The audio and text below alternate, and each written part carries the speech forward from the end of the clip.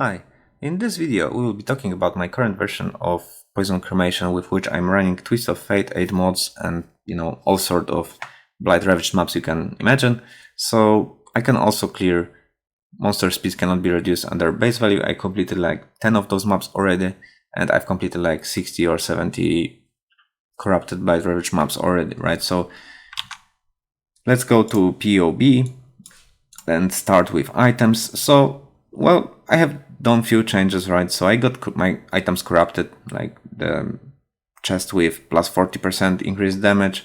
Then I have damage over time plus frenzy charges that I'm not that, in need of.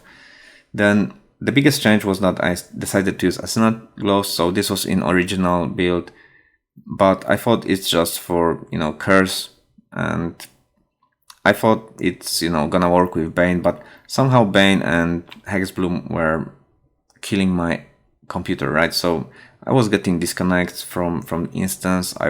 My game was crashing, it was freezing. So somehow this is not optimized well. Those gloves work much better, and if we wear this, we lose a lot of spell suppression because we had this node that required you to have evasion on all your free slots, gloves, boots, and helmet. When we lose that, we lose like 15% of spell suppression, so we need to compensate this elsewhere. And we also cannot have spell suppression on gloves, which is additional 15%. And for this reason, we need to change our boots to a series tab, which have like 26% spell suppression damage. It has quite a lot of evasion, which we also need, movement speed and life. So basically those boots are quite good. I need to get corrupted version to get some nice implicit to just, polish my build, but yeah. But overall, that's it. And for helmet, we use implicits to increase the spare curse effect and energy shield recharge rate. We don't need mana reservation, we don't need extra defenses. So increase the spare curse, which is gonna give us a bit of DPS. You could go with temporal chain as well. That doesn't matter, I think. It's still not optimized for like max rarity. It's just cheapest try, so don't matter. For Flask, we changed to Flask that recharges life over time, regenerates life over time, sorry, and yeah, we recover like 4.5k in 3.5 seconds. I think in game it says like 4 seconds, 4.2. Not sure why it shows wrong, but anyway, yeah. That's what you're gonna do, right? So when you take damage, you press Flask, you don't need to spam it anymore. It's gonna keep up with the damage. Petrified Blood will ensure that you're not gonna get one shot, even with 3k life. You might die, but if you keep distance and you play well, you shouldn't be dying, right? So if you die, it's rather your own mistake than the build. You got too close, you didn't press your cremation from correct position or something, right? So I have played like over 60-70 maps and I have not crashed any one of those. So yeah. For other change with flasks, we have my sulfur flask instead of Oriat's End. And in previous version we don't need Oriat's End. It gives you a bit of better clear, but we have our own explosions with Profane Bloom, and thanks to Asana Gentle Touch gloves, we have now good curse proliferation and we blow up whole lanes. That's also because of our cluster jewel and something I'm gonna talk about in a second, but yeah. But I think Sulfur Flask is better, and we can have chance to freeze, shock and ignite, so that would basically increase damage further. Yeah. So for jewels, right, so we use Light of Meaning. That makes us like having 90% more chaos damage. Then for Watcher's Eye, we have this with damage over time with Malevolence. You should get like secondary, or secondary node should be nice. I have just one, so I need to replace this jewel, but that's enough. The Red Dream is just to generate not inspiration, endurance charges, and endurance charges are consumed then by Immortal Call to increase duration of that. But with that many monsters on the map, we generate our endurance charges very quickly, so that consumes it, but I think it's fine and worth it. Yeah, because in the first place we cannot generate it differently, so you know, it's the only way. So for skills, I decided to use inspiration. That makes our, you know, skill casting better. So because if you run out of energy shield, you cannot cast your skills, and your energy shield regenerates much slower than your mana. So that's annoying, but with the Helmet implicit and with like 260 mana and inspiration, I'm pretty good with my energy shield. Even with the 60% reduced energy shield regeneration mode, which is kinda like annoying. So we also use Plaguebearer with Empower because we have 3 slots, so why not? We use increased area of effect because why not? That gives us more range. I don't think anything else works, but maybe, I don't know, if it's really area damage, then maybe concentrated effect, but I'm not sure if that would work. It says it works, but it only decreases our area. Not sure if it increases damage, so that's it. I'm not sure. So it doesn't matter that much. It's just for random mobs.league, and to, you know, we could automate it, but that doesn't work too well because it consumes our energy shield. But basically to blow up like magic monsters wave, you need to use your Withering Step to hit something, then you apply curses with that, right? Hit, because if you just press your Plaguebearer, that's not a hit. It deals damage, but it's not a hit. It won't apply curses. So it's nice, clear to enable Plaguebearer and, you know, hit monsters. Then yeah, you just need to kill one monster and Profane Bloom will do the rest. This is kind of nice in emergency situation where, I don't know, you don't have enough energy shield for some reasons, or you cannot cast Cremation or whatever. So yeah, that's for Plaguebearer. For cast when damage taken, we have Immortal Call and Withering Step. That's level 318. And with this, you're gonna be able to basically have more, you know, evasion, and at basic rate we have 60% to evade, 60% chance to evade attacks, but we also use evasion mastery. So if we are hit, it's increased by 40%. And we have Petrified Blood. We're not gonna get one shot. We usually die because we are stunned and we get multiple hits.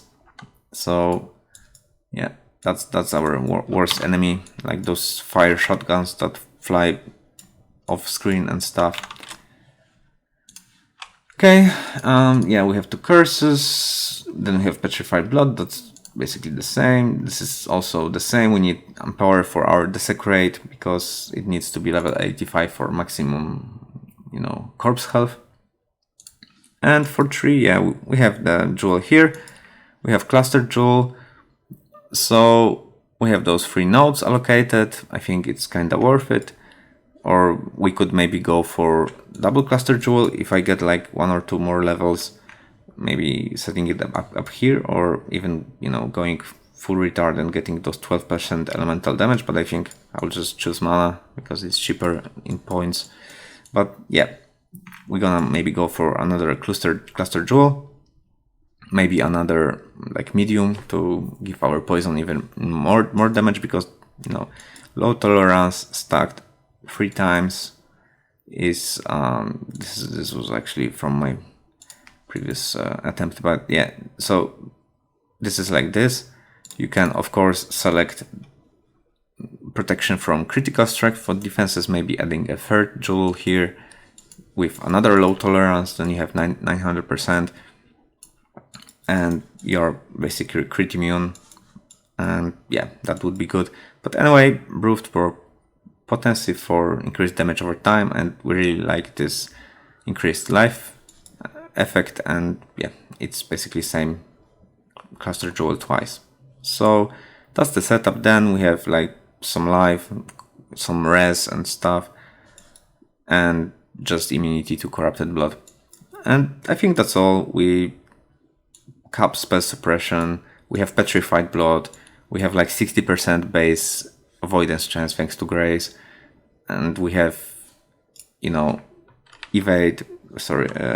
elusive thanks to withering step, right? We have phasing, and that's our defensive layer. We can stack HP further with better version of items. We can get better implicit corrupted mods, but I think this build is finished as it is.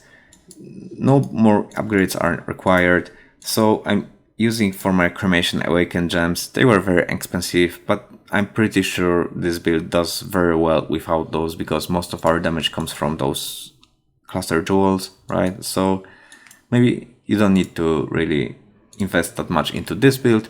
I'd really invest into defenses because that's annoying. I'd really invest into energy shield recharge because that's annoying. And DPS is quite good. If it happens that, you know, you kill all the monsters and the boss remains because, I don't know, you first killed monsters and the boss spawned, or, you know, something happened that there are no more monsters to, let's say, apply poison. And yeah, that's gonna take you a bit, but with Plague Bearer, you stack poison with Cremation. With Plague Bearer, you get a bit more damage, so it's still not that long, but yeah, it's not ideal. So with this said, I guess that's all the changes and the requirements. Just to summarize, I think the most crucial is to use low tolerance, like 900% is fine. Maybe you can get more, and that's even better.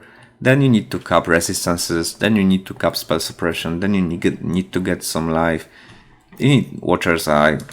This is really nice. Light of Meaning, it's like 10% for 2 points, which I find quite good. What else? We generate endurance charges, which is good for our defenses. We have, you know, prismatic skin anoint on our amulet. That adds us maximum resistances. We have good life flask. We have sulfur flask, max res flasks, and yeah, that's basically the build. I hope you've seen the video of me playing it on my channel. If not, just go there and yeah, check out how I'm clearing Twist of Fate with it. So yeah, there's the gameplay. If you wanna learn or wanna check out how I do it, it works for me. I hope it works for you. Is it the best build that we could have? Maybe not, right? So I'm not sure if this Chieftain isn't better. It's also not like perfect build because, you know, it has weird gameplay, right? It's RF, so if you don't like playing RF, maybe Chieftain is not for you. If so, then maybe check out Fulcrum Chieftain. Maybe it's for you. And maybe this build is enough. It has a really good start. It's very cheap. You can farm Ravaged maps very early. I think it's just because it was quite new, and I think now we have more information or where to go, what's really important, what works, what doesn't for this build. We were hammered with patch notes, you know, very last moment, and this build has like 30% of its former DPS. So now imagine that this build had three times more DPS at this budget. It was basically OP. Right now it's, I guess, fine. We need some investment, we need to care about defenses, so I guess that's kind of fair. This is the balance. We'll see what's the next league. I think this is enough with this build. I spent so much time trying different things, trying to optimize this, you know, playing and testing this build on many different ways, and I guess this is enough, and I will be focusing now on economy, right? So I will try to check out and follow up with my, you know, strategy overview. So if you don't know, I'm running and documenting some maps. This league I'm trying to test many different things, so not doing many runs of single strategy, but so many things changed. I wanted to test them. I tested new chisels, I tested fifth fragment. I just wanted to have like base data to see how much it really adds. That gives me better understanding how this, you know, content works. So I will be doing now, let's say, maybe more runs per strategy to find out what is the best non-golden OE strategy, like maybe trying to research there.